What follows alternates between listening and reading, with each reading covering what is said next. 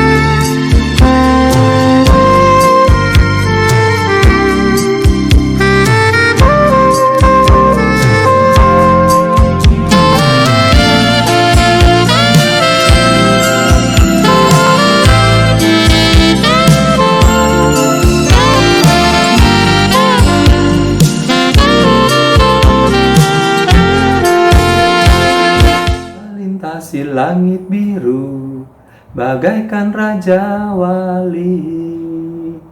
Hebat ya Raja Wali itu. Burung yang paling perkasa di udara. Ada yang nyebutnya Raja Wali, ada yang nyebutnya elang, ada yang nyebutnya burung Garuda. Tapi kurang lebih sama ya, menunjukkan kekuatan itulah yang memungkinkan Raja Wali terbang tinggi. Di dalam naungan Tuhan Yesus, kita pun juga pasti bisa terbang tinggi. Ayo, kita berdoa terlebih dahulu ya, sebelum kita mulai kelas kita malam hari ini. Bapa di dalam surga, kami sungguh bersyukur karena kami meyakini dan imani bahwa hidup kami ada di dalam pimpinan tangan Tuhan. Engkau yang melingkupi kami, Engkau yang melindungi kami, Tuhan juga yang menaungi kami dengan segala kebaikan yang boleh kami rasakan dari hari ke hari. Jika pada malam hari ini kami bertemu kembali secara virtual, kiranya itu tidak mengurangi sukacita kami untuk kami belajar bersama-sama mengenai firman Tuhan. Tuhan juga memberkati Kak Pras yang akan bercerita dan juga adik-adik yang mendengarkan dengan fasilitas yang sudah disiapkan oleh Papa Mama di rumah. Kami mengucap syukur dan biarlah melalui pembelajaran malam hari ini kami mendapatkan berkat dari sapaan firman Tuhan. Di dalam nama Kristus, Juru Selamat kami yang hidup, kami berdoa. Amin. Oke, udah siap belum Alkitabnya? Ya. Jadi kita mau baca, nanti Kak Pras yang akan baca saja. Kita mau baca dari Matius 25 ayat 31 sampai 46. Ya. Matius 25 ayat 31 sampai 46. Nanti slide ayat Alkitabnya akan ada di tayangan, tapi tetap kita akan buka Alkitab kita. Karena nanti setelah slide tayangannya hilang diganti dengan layar yang lain, adik-adik tetap harus membuka Alkitabnya. Ya, kita buka bersama, kita membuka Matius 25 31 sampai 46 dan kita akan membaca bersama-sama. Matius 25 ayat 31 sampai dengan 46 dengan judul perikop penghakiman terakhir. Apabila Anak Manusia datang dalam kemuliaannya dan semua malaikat bersama-sama dengan Dia, maka Ia akan bersemayam di atas tahta kemuliaannya. Lalu semua bangsa akan dikumpulkan di hadapannya, dan Ia akan memisahkan mereka seorang daripada seorang, sama seperti gembala memisahkan domba dari kambing. Dan Ia akan menempatkan domba-domba di sebelah kanannya dan kambing-kambing di sebelah kirinya.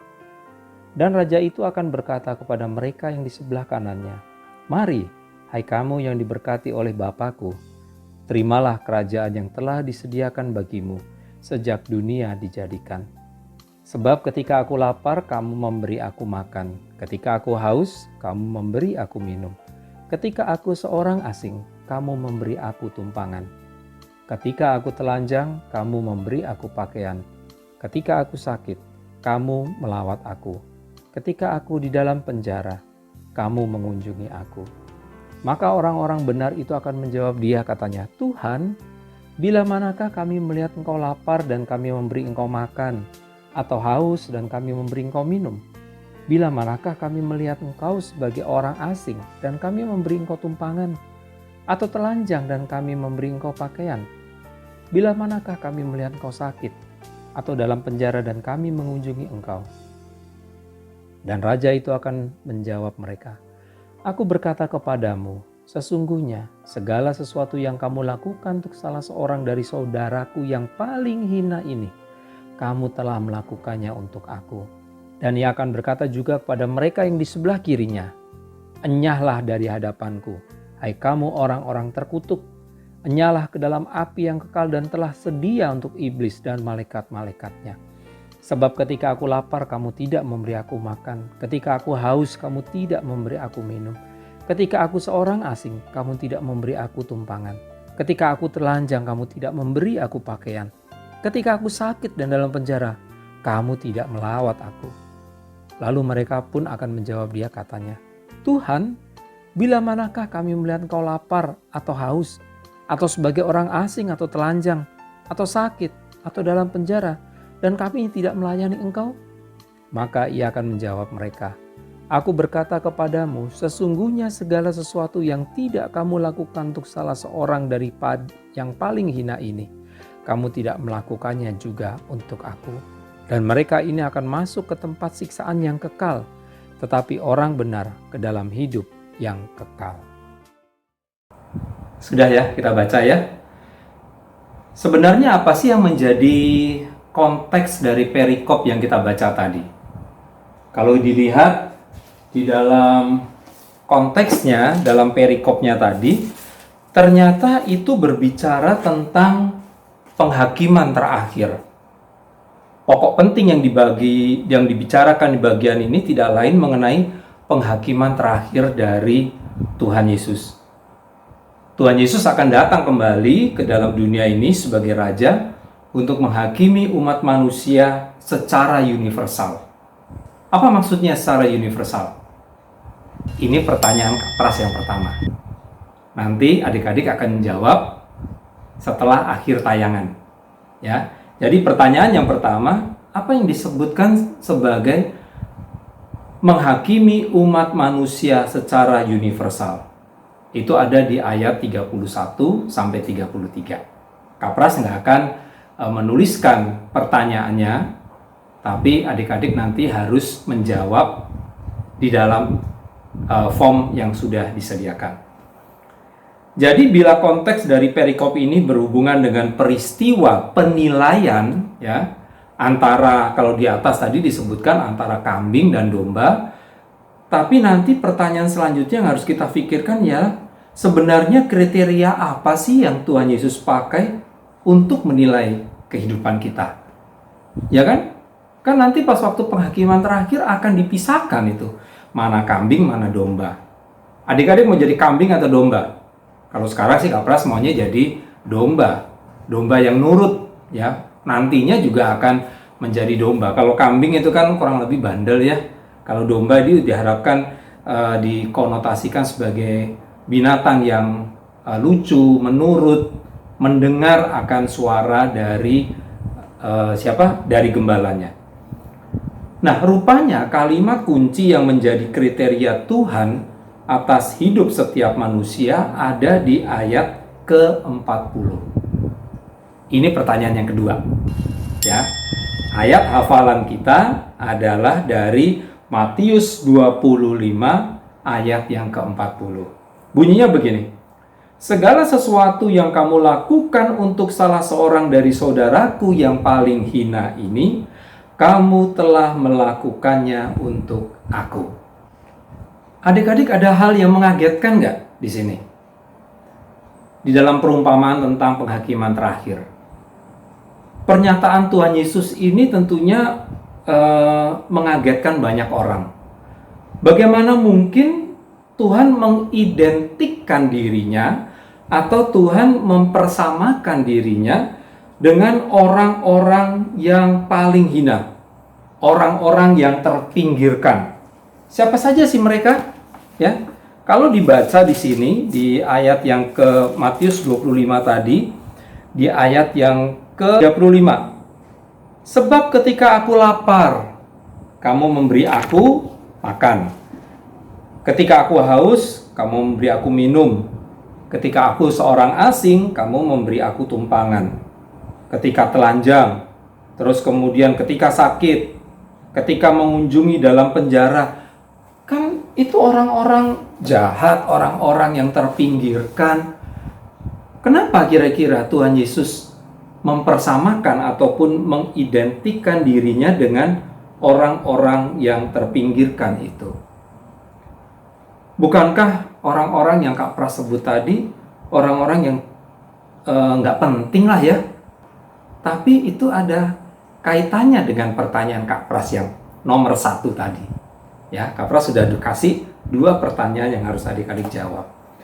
Nah, jawaban Tuhan tersebut tidak akan dimengerti jika kita berpikir hubungan antara kita dengan Tuhan itu terpisah dan tidak ada kaitannya antara hubungan kita dengan sesama kita. Relasi kita, relasi Kak Pras dengan Tuhan, relasi adik-adik dengan Tuhan Yesus, itu nanti akan mencerminkan relasi ataupun hubungan kita dengan sesama kita. Persoalannya di sini bukan siapa dan mengapa Tuhan mengidentikan diri dengan orang-orang yang dipinggirkan tersebut. Pertanyaannya adalah bagaimana kecintaan dan kesetiaan kepada Tuhan itu seharusnya juga diwujudkan melalui cinta dan kepedulian kepada sesama. Ya, ini kalimat yang Kak Pras mau ulang. Nanti adik-adik menuliskan sebagai jawaban nomor 3. Ya, yaitu yang pertama, yaitu ini. Kecintaan dan kesetiaan kita kepada Tuhan seharusnya terwujud dalam kecintaan dan perilaku kita kepada sesama kita. Kalau kita bilang, aku cinta Tuhan, tapi aku menganiaya orang lain, aku membuli temanku, maka di mana cinta Tuhannya? Yang kita bully, yang kita ledek, yang kita aniaya itu adalah ciptaan Tuhan. Sudah 3 pertanyaan ya, 3 jawaban yang harus adik-adik jawab nanti. Nah, kalau gitu pertanyaan secara umum adalah, siapa sih sebenarnya sesama kita? Menurut adik-adik, sesama kita itu siapa? Pertanyaan nomor 4. Adik-adik nanti tuliskan, siapa menurut adik-adik sesama kita itu? Nah, kalau adik-adik sudah menuliskan siapa sesama kita tadi, maka itu adalah cermin bagaimana saya mengasihi Tuhan. Cermin bagaimana perilaku saya, hormat saya kepada Tuhan itu diwujudkan dengan perilaku saya, perlakuan saya terhadap sesama saya. Hal ini seperti yang dinasihatkan oleh Rasul Paulus di ayat hafalan kita. Pernah tuh ayat hafalan kita, coba ingat, Kolose 3 ayat 23. Itu pertanyaan ataupun itu jawaban nomor 5 yang adik-adik harus tuliskan nanti. Ya. Apa isi dari ayat hafalan yang pernah kita hafalkan? Kolose 3 ayat 23. Adik-adik, segala sesuatu yang sudah Tuhan siapkan buat kita di dalam kehidupan ini, tidak ada yang jelek, tidak ada yang buruk. Sekalipun saat ini kita sedang berada di rumah karena adanya pandemik virus COVID-19 atau COVID-19. Tapi miris juga ya kalau melihat tayangan ada saudara kita yang meninggal karena virus, terus kemudian ditolak untuk dimakamkan. Mereka rupanya tidak belajar atau belum belajar untuk mengasihi sesamanya seperti dirinya sendiri. Mereka yang terkena virus pun yang menjadi korban itu juga adalah ciptaan Tuhan. Mereka sama berharganya di hadapan Tuhan. Bagi diri kita juga, seperti halnya kita. Jadi kalau kita sudah bisa hidup menghargai orang lain, tidak membeda-bedakan, menerima mereka apa adanya, mengasihi mereka seperti kita mengasihi diri sendiri, bukankah itu menjadi sebuah hal yang indah? Ya, adik-adik akan melihat kan? Adik-adik pasti tahu apa warna pelangi.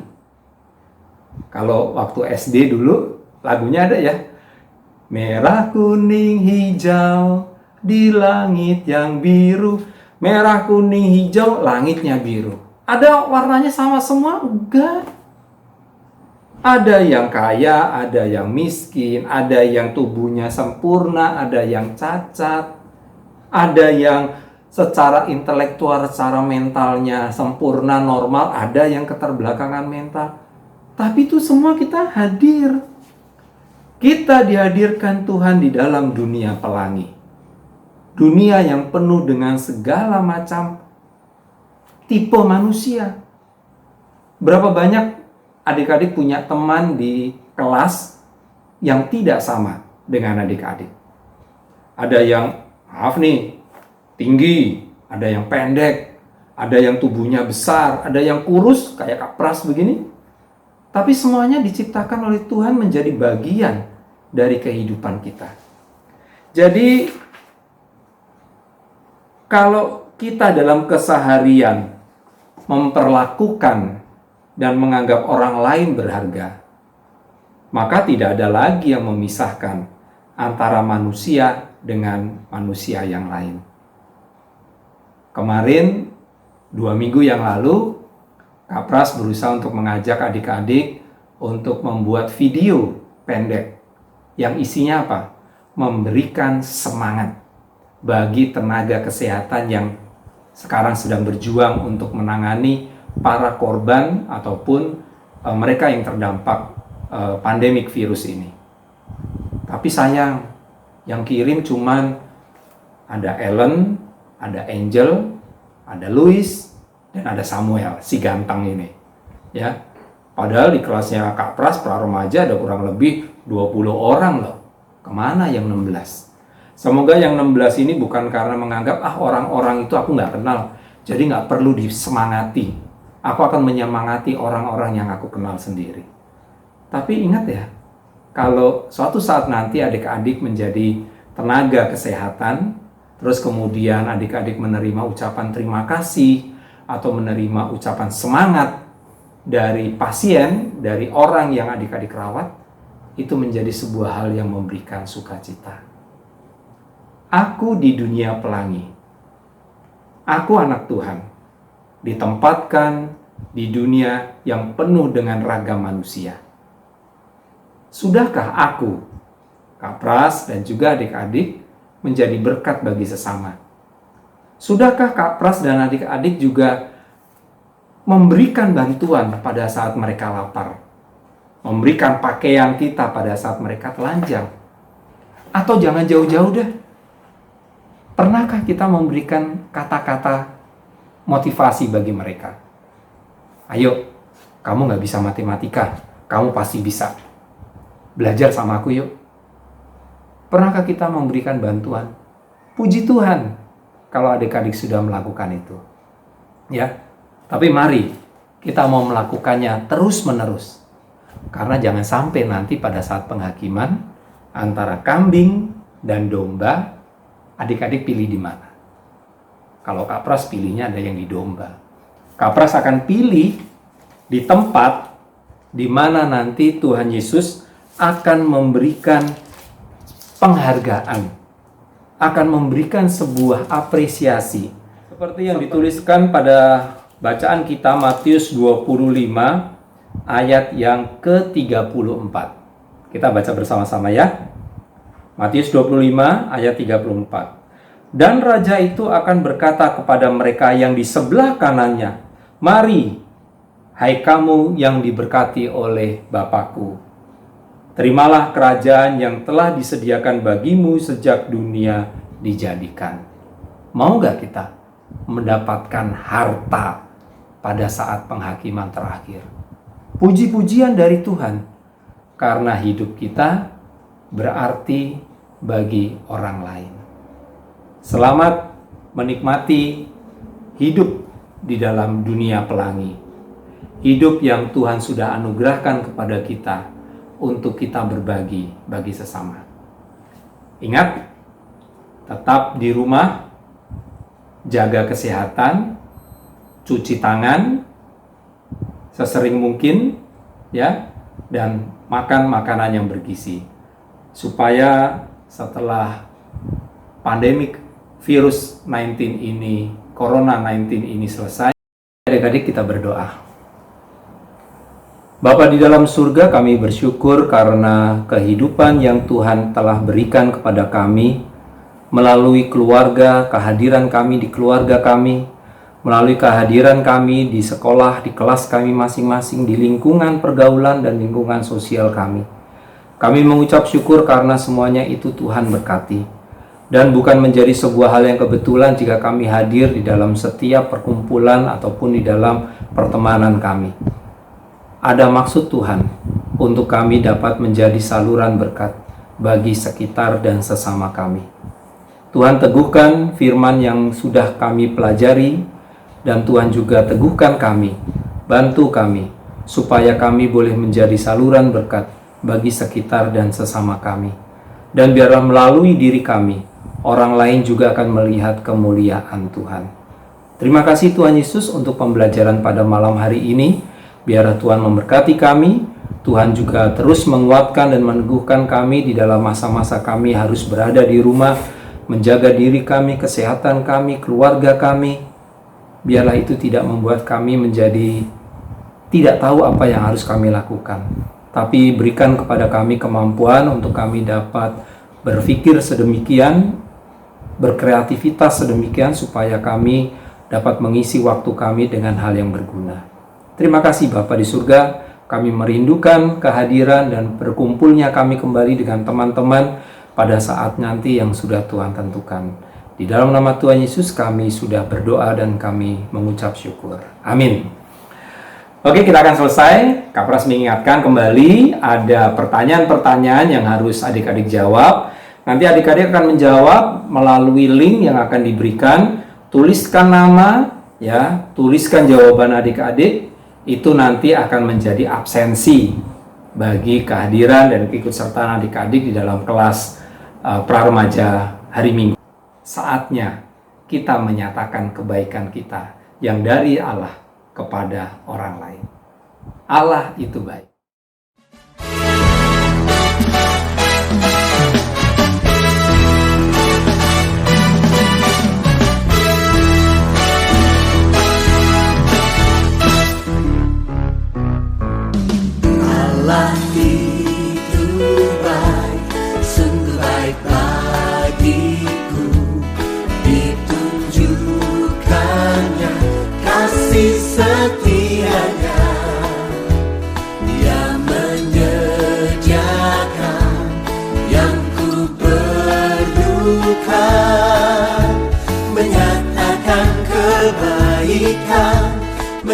menyiarkan kebaikan, menyatakan